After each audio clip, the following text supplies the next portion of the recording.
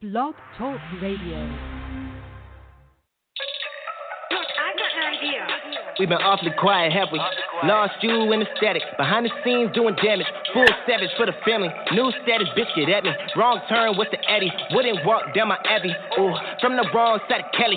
True, straight bullet to your body. I should track my tally. They quiet how we got a death valley. If they're talking wildly. They want me badly, you'll regret it, buddy. Come collect the bounty, settle debts around in trouble, med allowing flowers kept in family, funeral, your family. Writing for these niggas, I'm a ghost. Writing for myself, I'm the GOAT. Used to keep from freezing with the stove, with the bro. That was back when I was 20 years old. In the queue with my roots still planted in the coast. Bet you getting nasty if I triple up the gross. Make a bitch get naked and flow. I was known for different women with us, got some different strokes. I'm the man back home.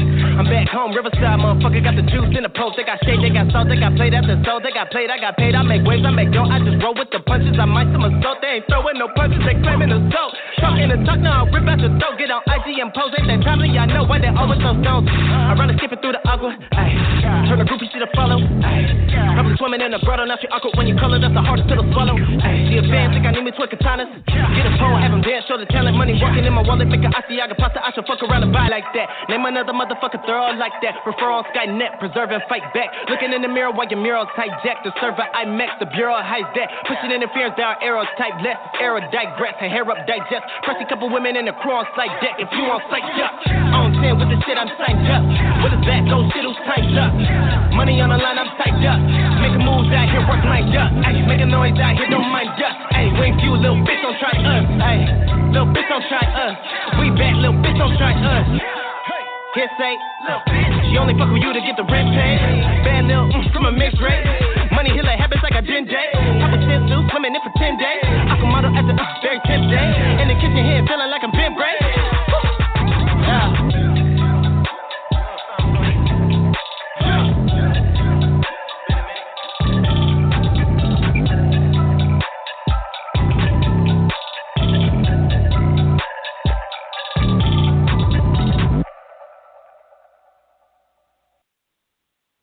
If you're just tuning in, you're live on Tuesdays right here on Endie Fiya with your host, Nakia. Y'all know I'm excited, right? When I play, like, music, like, y'all haven't heard an intro in 2 weeks, or 2 episodes, I should say. So what I did the other day was I just put it out there, like, I'm looking for new intro music because I need, the new show that's about to start next month. We had to push it back some weeks. But New Music Mondays, Tuesdays, you got your regular Endie Fiya on Thursdays, and she said on Saturdays. So I need new intro music for all shows. So I just put it out there because my people, they seriously fell asleep on me. I mean, seriously. Like, I understand you having your own shit that you got to get done or whatever, but that doesn't stop me from doing everything that I got to do for everybody every single day. I'm just going to put that out there because y'all know how I am. But we got some new music that's coming from a variety of artists that gave me a lot to choose from for the intros for the shows. But that right there was Willis with We're Back. Willis was our 2018 best female, no he wasn't, best male hip-hop singer. And he won for that song right there, which was, again, We're Back. Yeah, and we're back right here. Something else I want to put out there, because you know how I like to put people on blast. You realize I got a new co-host, right? Right? But y'all ain't heard from him just like I ain't heard from him, right? Right? So I'm going to go ahead and put that ultimatum out there right now. King, darling, who we only had 2 episodes together. But if you're not here on Thursday, I'm going to be looking for another co-host. So that's out there. So y'all see him. That's King, Kings of Entertainment, down there in Tampa. If you see him, you let him know. You got to be here on next Thursday, or I'm looking for another co-host. All right? This wasn't my vision for the show, to just, be up here by myself, talking to myself. Not that I don't mind doing it, because y'all know me, I got to get the gab, so I can, I can rock with you all night, just talking. But that's not the vision that I have for the show. All right? So, sweetie, make sure you're here on Thursday. Or we got to bring in another co-host. Okay? No love lost. We don't discuss, the entertainment news or the celebrity news on Tuesdays and Thursdays because we save that for hot topics on Saturday. So I really never know what's going on, other than the fact that I think since the last time we talked, 21 Savage did get released. He's still waiting on the deportation hearing, but he is released after being locked up for 9 days. I read an article the other day, I think it was yesterday, that states that he's not going anywhere without putting up a fight. He's been here since the age of 7 in the United States, in Atlanta to be exact, and that's home to him. No matter what his birth certificate says, that's home. So he's not putting up a fight. Oh, he is. He's not leaving. There we go. Without putting up a fight. So, and I don't really think there's so much and so many people behind him in the industry. Like, that's going to be a huge fight, I feel. A huge fight. And I don't really think ICE is going to be up for it. I really don't. I wish somebody would fight your president like that, but that's neither here nor there. Also in the news, back at the end of January, that we reported that Jussie Smollett was the victim of a homophobic and racial attack, allegedly. It just seems like there's so many things every day. I read something differently, and I love Jussie. He's like almost my favorite, actor on Empire. But it just seems like recently there's been so much in the news that I don't know if it's the media. I don't know, how they're flipping information that they're getting. I don't know. But what I do know is another motherfucker better not send me another meme about him. That's all I know. Don't send me shit else, all right? I don't want to see it. I don't find it funny. Whether or not this was a hoax, whether or not it was staged, whether or not until heard what occurred in Chicago, stop talking about it. I feel like that's the problem with this race. You know what I'm saying? You get behind people for a minute until you get all of the facts. I feel like you should be rocking with that person because of the platform that he stands on. I just feel like you should just rock with that person until you know exactly all that is going on. And again, we know how the media can flip-flop to suit their purposes and not really give you the truth. I know I saw today where they wanted to question him, because they got another tip. And you know what I'm saying? It's been like almost a month. And now all of a sudden you remember that you saw him in the elevator of his building with the two, alleged suspects. You now remember like a month later. So that's what I'm saying. Just be mindful of what you say, because at the end of the day, this is still another gay black man, all right? So he has so many stigmatisms up against him already because of that right there. But I just feel like we as a culture, instead of bashing someone, should be trying to uplift him and his family. They got to read the stuff that you're posting. This is not, it's not funny. It's not. Then I also know if you flip that coin, if something were to really, something else were to really happen to him, you wouldn't know if he was the boy crying wolf. You know what I'm saying? You wouldn't know if this was legit. You wouldn't know if you needed to help him because of everything that's been put out. So just be mindful of what is said, what you show, how you act. Because when the tables are turned, if that shit was on you, would you want people's support, or would you want them doing what you're constantly doing in my inbox, in my DM every day? So do not send me no more on Jussie Smollett. All right? Put that out there. Thank you much. Thank you much. Now, this show is not about me. Never has been. Somebody's going to come up here and interview me one day, though. That would be awesome. But the show isn't about me. I do have a very special guest on with me tonight. I can't remember how I met her. I know it was on IG, but I don't know if my assistant reached out to her, if I reached out to her. It probably was me. And listening to her music, it had to be me. But in talking to this young lady prior to the show, I found out some interesting facts about her. I like it when people get here on time so that you can actually chop it up with them prior to, having to slide right into the interview. But I did find out some very interesting things about her, and I just want you to listen. Just sit back and listen to how she vocalizes what she needs to say, how her answers are in depth, how they're just not a quick, short response that leaves you hanging like, what the hell is she talking about, but how she actually perceives what is being said and then gives you an astounding answer. And I said that because she's 21. And we had a lot of younger guests on the show, like 16, 18, 19, but they're at that level where all they know to talk about is music. They're not really in school, of course. They're not really secure about talking about anything because they haven't experienced life, so to speak. But for her for her being so young, I thought her answers, just they came out with the knowledge of a person that has some talking about none other than Rein. She was born on January. That was me. She was born on June 26th in the 90s, growing up in Atlanta, Georgia. A rapper, a singer, Rein began her climb to stardom as a model and social media presence on Instagram and YouTube. Now, I'm going to have to insert right here. She says she was, she started out as a model. I don't know if you've seen the pictures, that we promoted, but she's a beautiful, beautiful young lady. I just wanted to throw that in there because I feel like we should give praise when it's due. And not sit and talk about it later, but give praise when it's due. Very beautiful young lady. But what happened on Instagram, on YouTube, she had over 10,000 subscribers, and her account was hacked. And you all know what happens when that happens. You got to start all the way back over. And that has to be the most frustrating thing to have to work so hard to acquire all of this following, and then somebody with nothing better to do hacks your account, and you got to start from scratch. Sometimes that's a good thing, though. It weeds out a lot of negative energy that you may not need following you, but that's still got to be tough.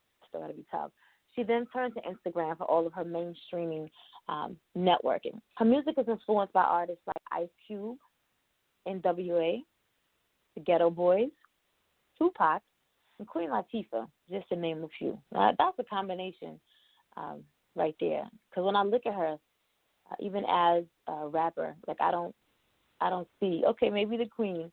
I don't see Ghetto Boys and NWA. We're going to talk about that. With her music, Rhaurhee aspires to touch others and inspire them in ways that music has inspired her throughout her life. So, Endie Fiya listening audience and our supporters and our fans, I present to you this evening our guest right here on Endie Fiya, Miss Rhaurhee Rein. How are you? Hey guys, you already know what's going on. How are you?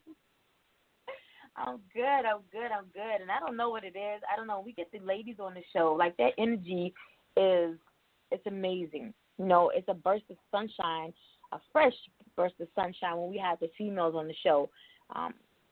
Not because I'm a female and I'm going to, rock with them a little hard at you. I do. I just feel like they bring so much more energy, to the show. So thank you for being here tonight, because you could have been anywhere. You could have been anywhere. Thank you. So thank you so much. I want to say that, first. I'm jumping right into this. Where did you get your musical start from?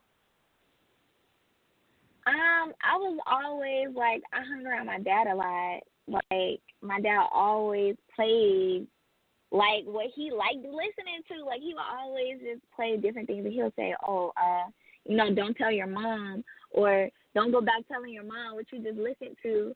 And I'll never forget, he played, I forgot what song it was. I think it was Doo-Doo Brown. He played Doo-Doo Brown. And I came upstairs, and I was always that child. I was the weird child. I'm the oldest, but at the same time, I'm the weirdest one, because I will never forget. And this is literally how I started. My mom can tell you this story and everything. My dad played me the song. We were outside in his Camaro at the time, and he told me, he always tells me. And at this time, I was 7, and I have 4 brothers. And I was coming upstairs, but before I went upstairs, he said, "Don't tell your mom what we were out here listening to." And I said, okay, but the tune was still in my mind. So check this out. You got a 7-year-old female child, a daughter, coming in the house, and my mom walks behind me. I didn't know she was behind me. I was getting ice, and I was like, Doo-Doo Brown, incorporating my own lyrics. And she was like, what's wrong with you? Where did you even get that from? That's not even a song. Who let you listen to that? Whose remix was that? And I was like, that's my remix. And she was like, what? So you think you're a rapper now? And I was like, Mom, I'm everything. You know, like, I'm just playing around, but it, like, from that point, it just spread on. Like, I used to go around the house making songs about being itchy. I went around the house. Like, I'll never forget, me and my brothers played in the grass. And my parents always said, don't play in the grass. Because it was, like, 4 boys, and then I'm the only girl. But one of my brothers is allergic to grass. And she said, you guys don't go out playing in the grass. We went out playing in the grass anyway. Like, I don't know what it was, but we were so defiant. And we played in that grass. We came back in the house. I was like, yo, I'm itchy. And then they kept saying, yo, we're itchy, we're itchy, we're itchy. And then next thing you know, I made a song about being itchy. Like, it was a whole rap song. I was in the tub. They have it on VHS and everything. I was in there talking about, I'm itchy. Trying to throw it back because I'm getting itchy. What? You need a soap. I'm getting clean. But while I'm clean, I'm still getting that itchy. Okay, yeah, itchy. No. Itchy. Break it down and say itchy. Itchy. I remember that. That's how it all started. It's my dad's fault. It's my daddy's fault.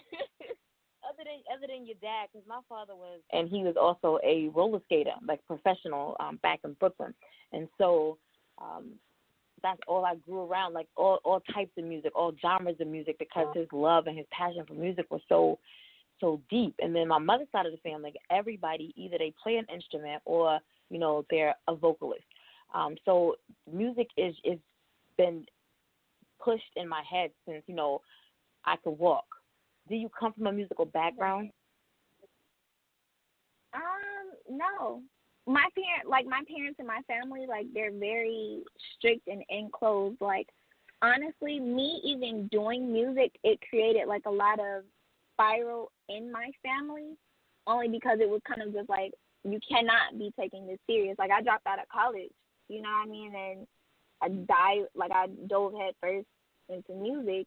And the thing about me was the reason, like, my mother was very, like, she was livid. My father was more so like, yo, you know, like, you have your own decisions in life, and you choose your own path. So whatever you do, I support you 100%, but just know that I'm not going to support you financially if you screw up. And I was totally fine with that. I was like, I don't care. Because, it's not like nobody was supporting me when I was in college anyway. Nobody gave me college funds money. I had to put that money out on my own. And so it was just like, at the time, when I was in I had dual enrollment when I was in high school. When I did, you know, go to college, I was a junior. I was like 17, turning 18 when I graduated high school. So I was already a junior at that age. Like, I was so young, and I had just, like, literally just financed a vehicle. And I kept going through classes, and I noticed, you know, like, I was sitting down with my financial advisor. She was like, you know, so in this trimester, your financial aid is going to run out. And I was thinking to myself, like, how? You know, like, I've been doing this with y'all since, like, 11th grade. But she sat me down, and she told me, and she was showing me the finances. As she showed me the finances, I was looking like, oh, you a liar. I ain't paying that. Because I gotta pay that damn car. That car is on my credit, and I barely got any. So that's about it is. And when I dropped out, I was like, I had just met. This is a funny story that I've only told one person. But when I dropped out, I had just met Bankroll Fresh, and me and him was like he was really, really cool. He was like a big brother, and I would hang out with him all the time, like. I will never forget. Some people are like, oh, like, are y'all dating? I'm like, no, that's literally just a friend. Like, he kind of, like, just took me up under his wing, and at that time, I more so wanted to come out into the world as a singer. And I'll never forget, I was at Street Execs, and he was just like, yo, you know, like, see, like, he told me literally straight up, he was like, yo, singing is dope. You talented. But I feel like you'll be more heavy as a rapper. And I was like, you think so? I was looking at him like, I think I just want to sing. He was like, nah, like, you got to do both. If not, just be a rapper, because your lyrics are on point. And I would hate to see you just, you know, like, writing music for other people when you can spit it yourself, because you got, your delivery is on point. Like, everything about you is just on point.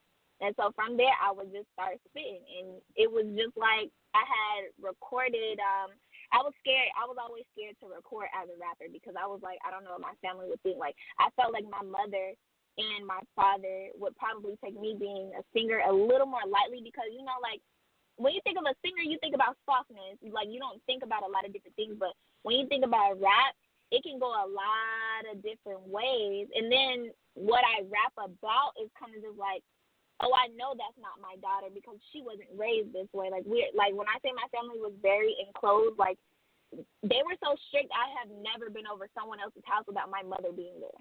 Like, if she was there, I was there. But if she wasn't there, I couldn't be there. You know, so it was like I never really had that teenage life. So when I dropped out, I was all over the freaking place. And then after, you know, Fresh died, it was kind of just like I was confused, like, yo, you know, like, dude, should I really be doing this? You know, like, could I get shot up if I was doing it? You know, like, things like that. But I went in to the studio, and I was just going in just to chill. You know, I was like, I need to clear my head. And that's when that Loaded song came out. And I will never forget. Some freaking night, like, I had put the song, like, the song was distributed everywhere. And I was driving up around to Zaxby's, and I heard that song. And I had all my brothers in the car. I had just dropped out. Nobody knew anything. I didn't tell my parents anything. I was just talking about how, you know, like, oh, I'm just here to visit. So I was pulling around in Zaxby's, and next thing you know, I hear me, like, in somebody else's car. You know how lit that was at my age? I'm like, yes. no, is that my song? I know it's not my song. So I just stopped the car and I rode over there and I'm just sitting there listening like, that is me, that's my music right there. And so I'm just jamming and the next thing you know, one of my brothers is like, you must know, you like that song, huh? I was like, nigga, that's me. That's me, nigga. That's all me. Like, I was in there turning up and I went home. I started showing my parents like, yo, this is what I got, this is what I did at the studio. I just heard myself. And my mom, she was pissed wasn't even a word. She was like, my smartest baby, like, you're the reason why your brothers probably don't even want to go to school anymore. And I was like, well, that wouldn't be the reason. You can't be a rapper. Right. Rappers don't make money like that. You're supposed to be going to school to be a doctor. I'm thinking to myself, like, well, you giving me some doctor money?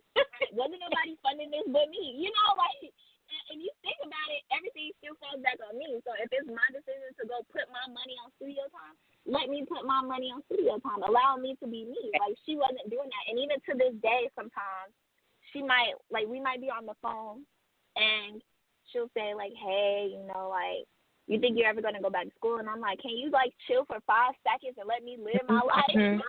5 seconds, bro. That's all I need. So, you know, that's how that went down. My dad supports me, though. He 100% in it. That's what's up. And I understand where you're coming from. As a mother, I'm forever hiding my age, but, you know, as a mother of a 21-year-old and a 24-year-old, you know, when the oldest left to go to school, that's every parent's ambition and dream. Like you mentioned earlier in the show, before we went live, you know, how you want to, before you start having children, you want to be able to make sure that the foundation is laid for those kids. So you always want to give your kids better than what you had. And, you know, I went to college. Actually, I'm back in here again. But I went to school and I wasn't happy. You know, I did my time at Syracuse University. I have a BS in political science, but I wasn't happy because after I graduated, you know, shit changes. And you're not on the same level that you were when you first started school for some people. And that was me. You know, I wanted to obtain the degree, but once I got out, like, everything changed for me. And so wanted to get my children better. You know, my oldest, he went away to school, and my kids had always been in private Christian school, so I don't feel like they were sheltered because, you know, I'm a different type of parent. Like, I don't follow other people's rules, you know, but they have to adhere to the school's rules. But he was a little bit sheltered when he went away to HBCU. You know, coming from an all-white private school and you go to an HBCU, you know, it's just turn-up time. And, you know, his first semester, he did decent, but the second semester, it was just like, I'm just here, you know, like occupying space. And I had to come to the realization that that's what I want for him. That's not what he wants for himself. And you see people going back to school all the time. Like I mentioned, I'm back in school again. But you see people, their lives, they shift. in many different directions.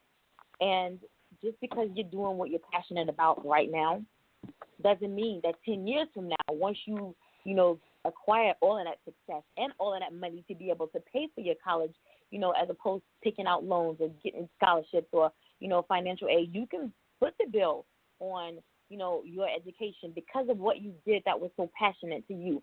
So I understand where your mom is coming from, but it's not the end of the world either. You didn't lose brain cells. You're still that smart child that she raised.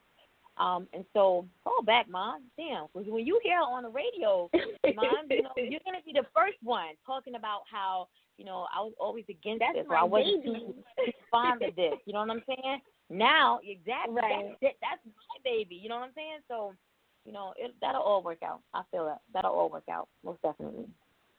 Where do you find your motivation now? When you had somebody on your team, and I'm not saying that you don't have anybody now, but, when you had that relationship with Crush and passed away, what now? What's your motivation now? You just keep doing this. Who's whispering in your ear every day, like, you got to get up and make this happen?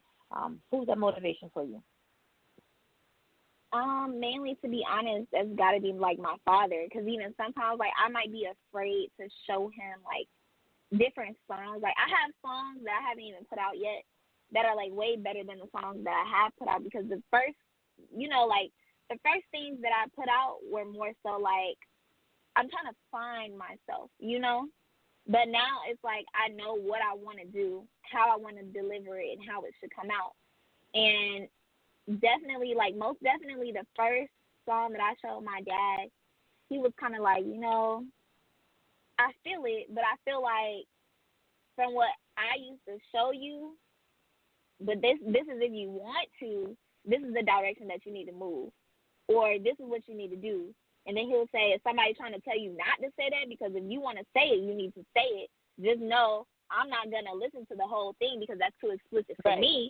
He'll say something like that. And it's mainly my father because, like I was telling you before, the main drive is generational wealth.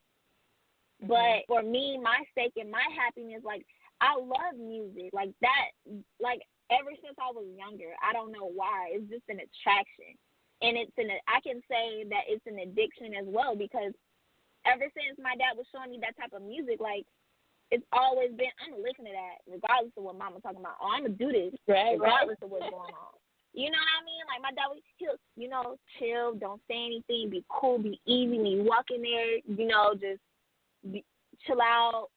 I would go in there and diving head first, like, on my mama's neck, talking mad, just singing the music, but it was in my head. It wasn't anything that I could stop, and it just so happened I would remix it, or I would play the song, and I would, go to my brothers and be like, hey, tune this out. Tune out what they're saying, but listen to me, because, like, even though I was born in 97, at least for me, because, maybe some people knew loopholes, but it wasn't no instrumental. I ain't know no instrumental until, like, late 2000s and stuff. I ain't know nothing about no instrumental. I would play other people's music and be rapping on their stuff. I would go to school downstairs in the school basement where we have lunch, and I would be battle rapping people. And I mainly battle rap guys. Like, I've never battle rapped a female, because when in my school, like, as well, and it was multicultural. Like, and the crazy thing is, all the black kids would be downstairs in the, in the basement after school when it was lunchtime. Like, in the lunch cafeteria, we're after school battle rapping, talking about, your mama was hot. Oh, your mama's so fat. Like, we just going off. And we playing other people's music, but we still rapping. And it was cool because you got all the kids sitting there. We can be playing Tupac, but everybody's listening to you. And everybody's tuning out what he's saying just to hear the instrumental so they can hear you on an instrumental. You know what I mean? Like, who does that? I don't know nobody that does that. And my dad was always there 100%. Like, no matter what I did, he's always been there 100% to, like, have my back on it. That's one thing I can say. Like, as a parent, you do bump heads with your children. Like, I still bump heads with my father to this day, and I'm 21. But at the same time, I always know, like, he's going to be in my corner. He's going to, he's going to be there to give me good advice. He's going to be there to let me know what I need to do, how I need to do it, and what I need to run it on. Would you say that your dad influences your style of music? Yeah, he totally did. There's no doubt in that. He totally did. But, you know, like me being older, instead of, you know, back when I was 17 trying to release tracks like Loaded, y'all don't even understand. Loaded is a combination of lyrics. Like, I have a big, fat notebook that I have written in since I was 7 that has nothing but lyrics in it. And because I want to, like, I have so much stuff, it's like a lifetime full of crap, like a lifetime full of stuff, lifetime full of music that I can even drop. But the thing is just like from age 7 all the way to 21, my headspace is a little different from what I was on back then. You know, and you can see the growth when you read it. And so the thing is, I might pick and choose different pieces and then add in and filter in some things from, you know, my life now or what's relevant now. And I'll release it, and no one will ever know. Everybody just thinks, oh, my God, you just came up with that. Nah, I pick and chose off of that one because I have a whole journal. Like, I even showed it to Fresh. He sat there and read it. He was like, oh, you was writing stuff like this at 9? I'm like, yo, you see the date? And the thing is, I'm so glad that I used to put dates on my stuff. Like, I would be in class. Everybody's doing their work. I'm not even doing my assignment. I would do my assignment, but I would make sure I did it really, really fast just to get it out of the way, and I'll, you know, sit there and write lyrics. But the thing was, I wrote dates and everything on it, so when my teacher walked by, it looks like I'm doing my work, when really I'm screwing off in your class doing what I want to do. Like, even at 16, I remember I was typing up some paperwork for my job that I was at. I totally didn't even do the paperwork. I didn't even think about that twice. I was typing up lyrics, and I printed it off, and I put it in that notebook. So, like, I have influences from, like, a lot of things. Like, my dad would be, like, the main source.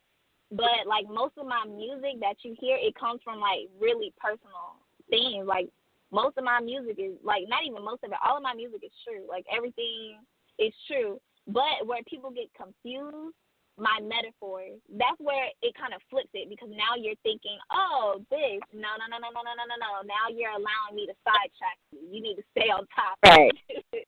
Right.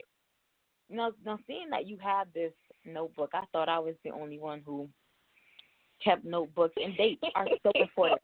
They are so important. But in what way has your new music changed from when you first started? Seeing that you have a notebook that you can look back on, but you collaborate from old stuff with the new stuff, how would you say your new music has changed from your older music? Man, me reading it, I can totally tell my age. Like, I have, well, some of it, not all of it, because like I was telling you, like, age 7, I'm rapping about being itchy. Age 7, I have a whole song, like, this is one thing a little personal about me, but when I was younger, I could not take shits unless my mom sat at the door with me. And and one day she was sitting, like, so the door would be closed, but she would sit her back toward the door, and I would just be sitting in there crying. Like, I don't know why, but that was me as a child. And I will never forget, at age 9, like, I wrote a whole song about me taking a shit. But you would never know that I'm talking about taking a shit. You would totally think that it's something else. My lyrics are more so, like, now from back then, my music is more mature. Back then, it was a little immature, but it's certain pieces within that immature music or me rapping about just whatever, I can take that and manipulate it into you thinking that I'm talking about having a boyfriend, when really I'm talking about how I lost my damn teddy bear. You know, like, it's just the way that I wrote that music, like, so serious. Like, I could even send you some like a sheet of music that I wrote, and you would swear that I was talking about a guy, and you would be like, oh, his name was Zach. No, my teddy bear's name was Zachary. Like, why did I name my damn teddy bear Zachary? I have no idea, but that was my teddy bear.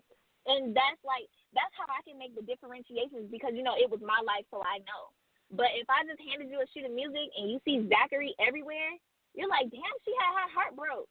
Zachary left her ass. Right? Nah, I lost Zachary ass. Like, that was a damn teddy bear. like me reading it, I know what it is, so it's very immature. I'm like, damn, why the hell was I talking about that? But if I take those lyrics and I put it in a new piece of music with a different beat, with different frequencies at different levels and monotones, you would swear I'm talking about something totally different. So it's kind of just like my music back then, it was very childish. But if you're not even thinking, if you're just reading it, you could swear it's the same thing. So it's kind of like it's a break in my music, really. Like, for someone who doesn't know me, or for someone who doesn't even doesn't know anything about me, they could confuse my old stuff and my new stuff and think that I'm just now starting out to be a rapper. Like, oh, you must have just written this. No, like, this is years old. Like, that song comes in 10 years old. But me personally reading it, I was totally childish. Like, I rapped about everything. Like, even to this day, like, if I get into an argument with my best friend, and I think that's the killing point. Because I can get into an argument with someone, and one of my best friends, she's female. I have two best friends. One's a guy, one's a girl. I can get into it with her today. I can make a song about it, and you swear I'm talking about a dude because of the way that I worded everything. But I'm really talking about her ass. So it's just like, for anybody listening to me, you would be like, there is no change. There's no break. There's no pause. But for me personally, I'm like, yo, I was talking about some childish ass shit, or yo, I was talking about some bullshit, and now I'm actually talking about a breakup. Tell the difference. But I don't feel like all my fans would be able to tell anything from when I was 7 all the way up until now, to be fully honest with you. That's good when you yourself, the artist, can recognize growth. Because if you're stagnant, you're not moving. And in the industry, as it changes on a daily basis, sometimes hourly basis, you need to not be in a position that you're not elevating yourself. So that's good that you yourself can recognize the growth. Now, which song came first, Going Crazy or Dreams versus Nightmares?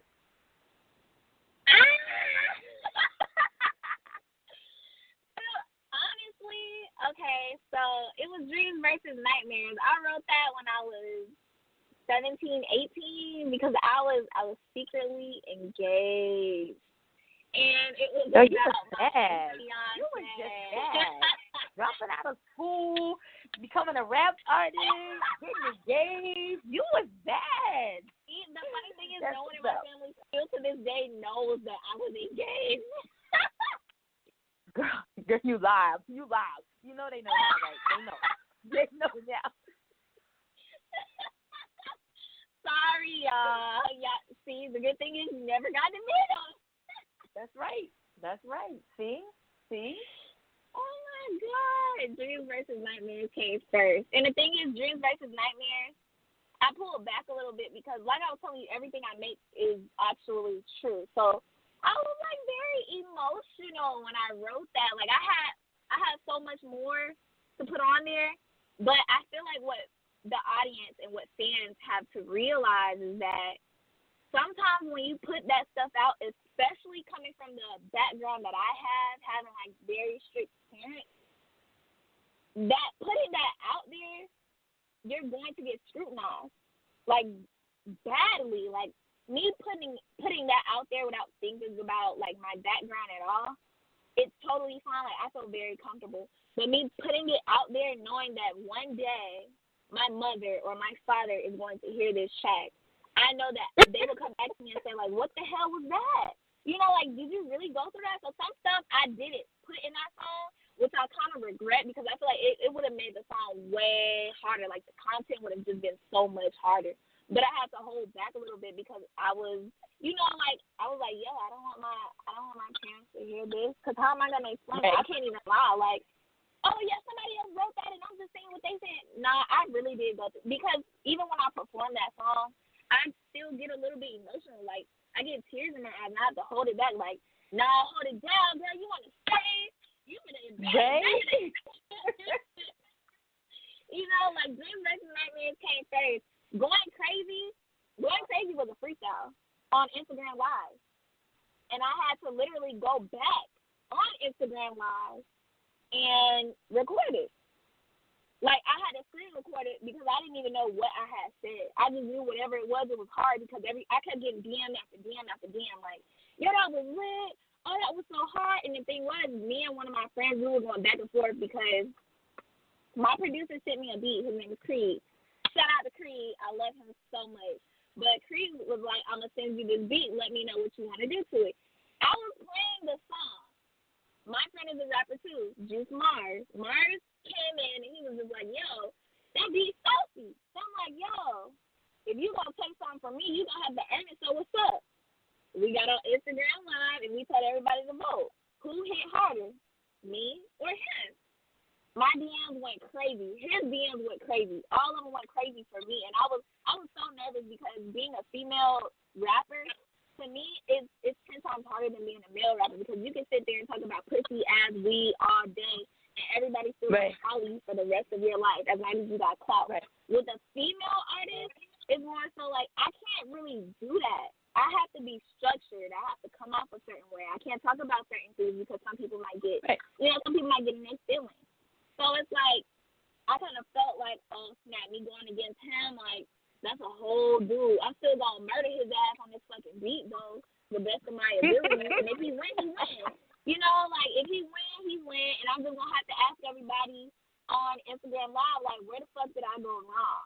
But to my surprise, even his DM blew up saying Rhaurhee. Like, let me go follow her. What's her IG page? I was like, yo, I knew this was meant for me. So I legit, like, I wasn't even thinking. But the next morning, I was like, I need to hurry up and screen record that because I'm going to lay that down in the booth. And I hit up Icon Studios. I was like, yo, let me get in there real quick. I got something to lay down. Like, just made this shit last night. Like, I need to get in there. Got in there, laid it down, and that was that. That was when I was 21. That was this year.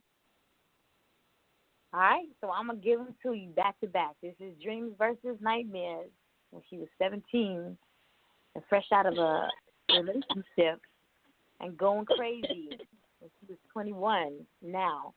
And I want you to be able to listen to how she's developed as an even greater artist.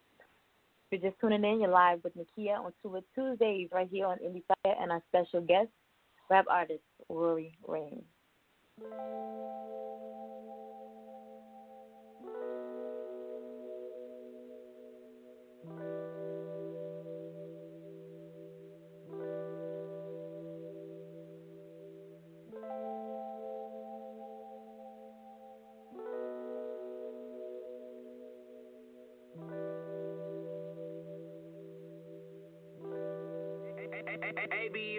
See, it was nights like this, you talk your shit, and then we argue and shit about who's on your dick. I never fuck with you the way you did it to me, but it was never and us or we. I mean, I dreamt of us, better yet it was you. But then you started fucking bitches, making me of a fool. Then you asked me that one question, that's the day you were rude, saying, marry me, baby. I said, bitch, fuck you. See, it was glitter and gold. Can't believe my nigga was a hoe. And if I really knew that shit, I would've fucked me a bitch. I took a sip of pain. You had me drunk off that shit. You said I was insane. But yeah, I killed that little bitch. And you too. And you too. And you too. And you too. These the rhythms no one fuck with when they feelings come out. My nigga rather fuck hoes than sit around and play house. A lot of pain, a lot of pleasure, man, that shit gets me wetter. I'm the drug that you abuse when you can't really get better. You love to fuck me, but you hate me, we can never appease. So we fight and make that fake love that you want, you're a tease. A lot of pain, a lot of pleasure, man, that shit gets me wetter. I'm the drug that you abuse when you can't really get better. You love to fuck me, but you hate me, we can never appease. So we fight and make that fake love that you want, you're a tease. My fucking dream became my nightmare. Are you feeling this shit? Or maybe some of y'all just days dick riding this shit. I'm used to lies and fake shit. Can't believe you made me feel basic. Thought we were one, but just face it. You're real this day, cause I made it. You'll hear this shit, it's gon' burn. And maybe one day you'll learn the meaning us of not them. Till that one day you'll be blimp. 100. 100. A lot of pain, a lot of pleasure, man, that shit gets me wet. I'm the drug that you abuse when you can't really get better. You love to fuck me, but you hate me, we can never repeat. So we fight and make that fake love that you want, you receive. A lot of pain, a lot of pleasure, man, that shit gets me wet. I'm the drug that you abuse when you can't really get better. You love to fuck me, but you hate me, we can never repeat. So we fight and make that fake love that you want, you receive.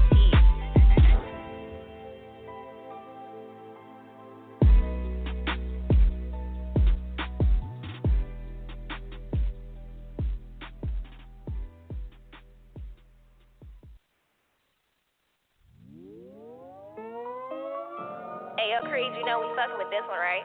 Yeah. Ooh. Kill up once, how you know it's right. In the booth going crazy. Ooh. In a foreign whip, you can't chase me. Call it Dr. Dre, ooh, baby. Yeah. Pulling off a 12 and leave him angry.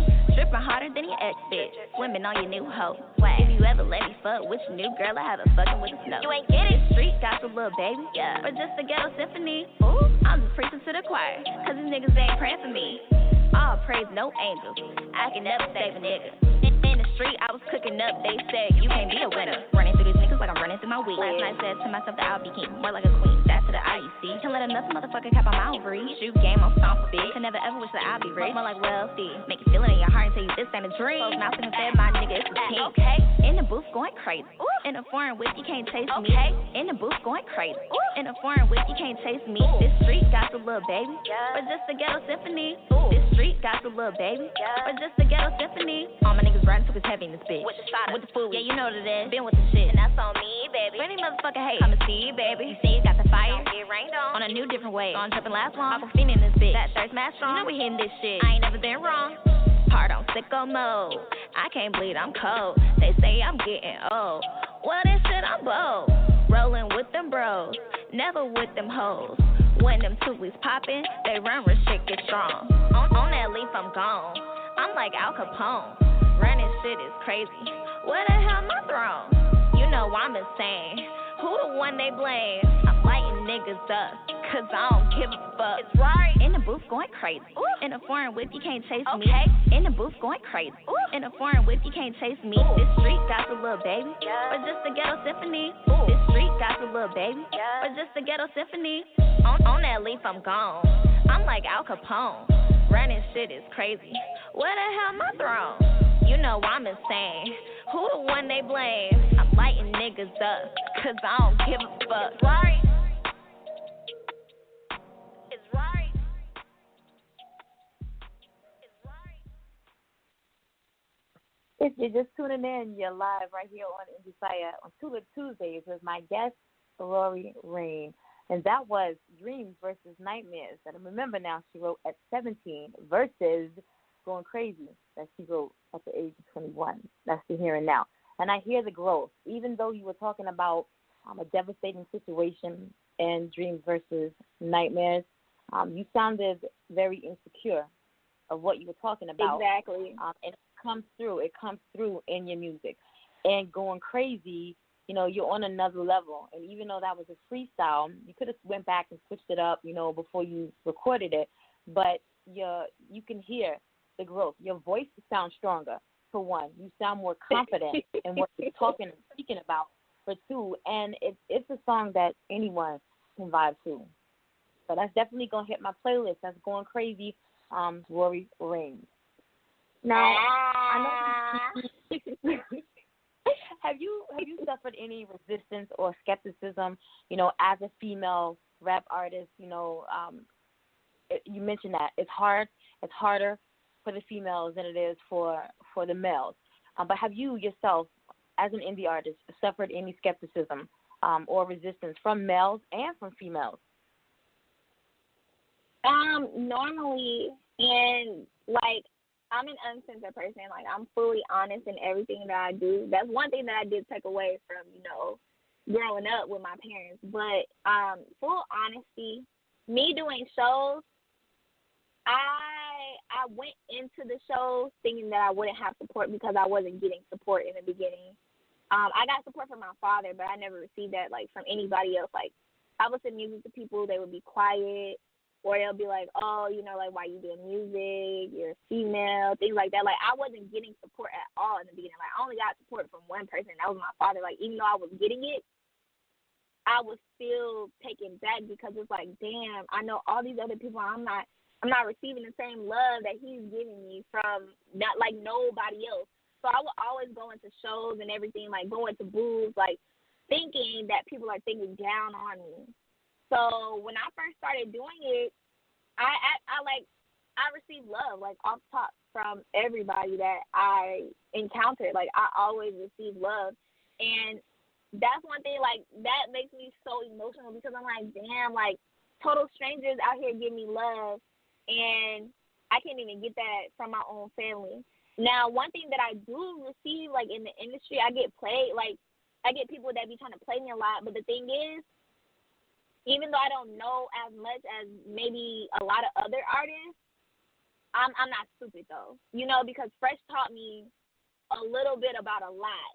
So I know majority, but I don't know everything.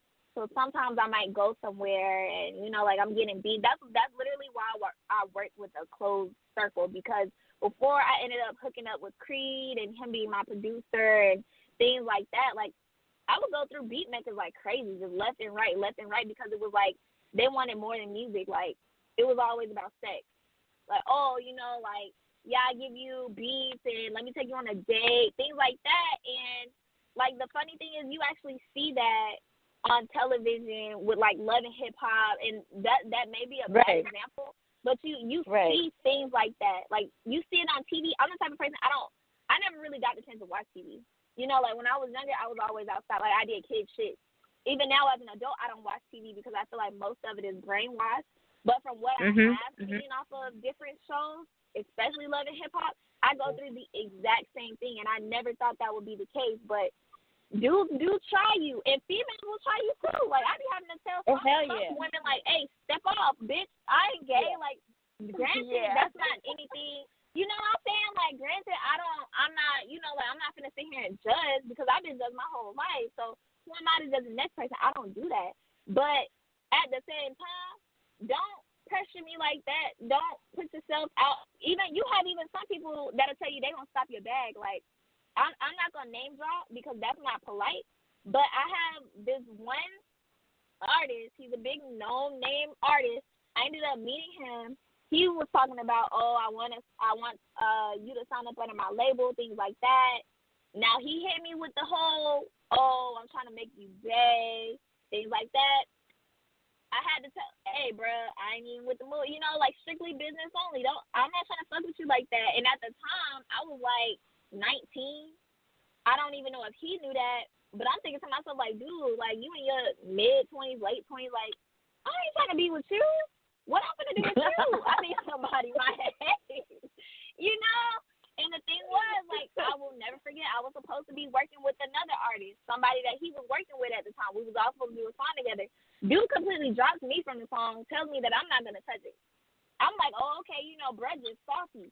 So I go and try to work with somebody else. And these people tell me, oh, we can't work with you because bruh said you disrespected him. Yep. I think to myself, like, where the fuck did that come from? I never disrespected him. He disrespected me. But I was always raised politely, so I'm not going to just say, oh, that nigga said he was trying to fuck and I wasn't trying to, so why would you not, you know, like, I'm not even like that. So when they told me, oh, we can't work with you because he said that, you know, you fraud or whatever, I was like, oh, okay, you know, I just can't fuck with y'all then. Like, if he can paint that little circle that I had, like, I felt like at that time I was on the rising ambition to come up. Like, it was something like on some little baby type stuff. And I can compare it to that only because if y'all don't know this, y'all have to do your research. And if you don't do your research, just pay attention. Lil Baby always been with Young Thug. He be in all their videos. I think he was in a Gucci Mane video too. Y'all never noticed it though, unless you a real big Lil Baby fan and you go back watching them old ass videos and you be like, damn, that's Lil Baby right there. You know what I mean? And I was doing like that same thing. You be in their videos, you hang out with the team, you know, like. They basically mold you and shake you until they feel like, oh, it's your time. It's your time to go. You're going to blow. And then you blow. I was basically supposed to be doing that. But I wasn't up I wasn't up or down for the smashing. So it was, hey, I'm gonna stop your bag, and bruh did. So that's why me now coming out as an artist, I'm always a little skeptical who I work with. Like, I'm always watching my back. And if I'm not watching my back, Creed watches my back. And that's why I respect him 100% because me and Creed met off of freaking SoundCloud. Like, what the hell? Who meets off of SoundCloud? But we met off of SoundCloud. Because at first, like, when he had stopped my whole thing, that's why when people say, oh, Nicki Minaj ain't stopped no bag, listen, I don't know, because that ain't my business. And I wasn't there for none of the bags stopping, but I'm not gonna put it, I'm not gonna put it in front or behind somebody. Niggas stop people bags for real. They tell people, oh, don't work with this person. And the thing is, those people don't even work with you, and they don't even know why they're not working with you. They just know what this person said. Like, that ain't even true, So, like, to be honest, like, to give advice to other artists, watch who you trust and watch who you try to work with. Like, if you don't at least have a little, like, if you feel shaky about it, you feel some type of way, back that shit off. You might feel like that was your chance to shine, but you might want to back up off of it, because if it don't feel right, it's not going to be right. Because that nigga's going to stop your bag, and if he don't stop your bag, they going to backstab you some kind of way. And she gave what would have been my final question, the piece of advice that you can offer to, upcoming artists. This is one of those times when I wish our show was just a little bit longer. A good 30 more minutes would be good. But we're definitely going to have you back on the show, because once you're on the show, you become family. So I'm going to stalk you. I'm going to find out everything you're doing. I'm going to know what you're doing. I'm going to know what you're going to get. I'm going to know when the new music is dropping. Like everybody else, get the music to me so we can get it on the new show that's about to drop next month, New Music Mondays. But at this point, I want to go ahead and give you the opportunity to get your contact information out so that those that are listening now live or those that come back to listen on either Spotify, TuneIn, iTunes, wherever you listen to playback shows, they have your information if they want to contact you about collaborations, about some modeling. Let me see what else I got going on. I got a female in a magazine. I got one that's modeling. I got one that's on FM. So whatever the need may be within the industry, let me throw that out there. This is all music related. All right. So go ahead and drop the contact information now, so that, those people can get in contact with you. Alrighty, guys. So my Instagram is I'm not famous, but it's IMNOTS, the number 8, MOUS. You can find me on all streaming platforms, Spotify, Google Play, iTunes, all of that. Rhaurhee Rein, just my name, and it's spelled RHAURHEE. Last name REIN. And any collaborations, anything, you can hit my email. It's we.needrhaurhee@gmail.com. All right. So there you have it. Let me really quickly give you our game, either or. Even though I feel like you got to learn a lot about her as not only an artist but a person in general. All right, so who's your favorite, Cardi B or Nicki? Oh, why you have to do it like that? Can I choose neither? Okay. You like money or fame? Damn. I would say neither. Picnics or nice restaurants? Picnic. Snickers or Kit Kat? Kit Kat. Oh, I'm gonna leave some chocolate, but I'll fuck a Kit Kat up. Do you think before you speak, or do you speak before you think? Think before I speak. I think before I speak. All right, so there you have it. Just a little personal information about our guest tonight, Miss Rhaurhee Rein. Very quickly, let me give my shout-outs. I don't have too many tonight, but if you followed me on Facebook today, I feel like every day you should be thankful. Just like Valentine's Day should be every day. You should show your love to somebody every day. You should be thankful every day. So I did shout about 11 people out who have positively impacted my life in this industry over the past I don't know, 5-6 years, however long I've been in it. But these people rock with me on a daily basis. They're putting some type of positive or affirmation in my life on a daily basis. So the conversation did get it went far left. And I don't know what happened, but, it's out there now. So somebody that's been rocking with me this whole entire show, I want to shout out to my boo. Now, for some reason, earlier this week, I got posted that I was married, and I don't know how that happened. So I had to go clear some things up because, I'm not married, but I'm not single either. All right, so Teo, I know you're listening. Thank you for your support. And until Thursday night, 7 p.m. Eastern Standard Time, right here, where we'll have the 14-year-old rap star from Brooklyn, New York, Jerusalem in the house. And then back again on Saturday for He Said, She Said. And I believe it's the last one for the month of February, I think, because we're about to end. So, again, thank you so much for being my special guest tonight. And I look forward to following you. Thank you for having me. You're so welcome. And, again, and I'm welcome back. definitely going to hit you on your email and stuff. Thank you. You better. All right, guys. Until Thursday, 7 p.m. Eastern Standard Time. Have a good night.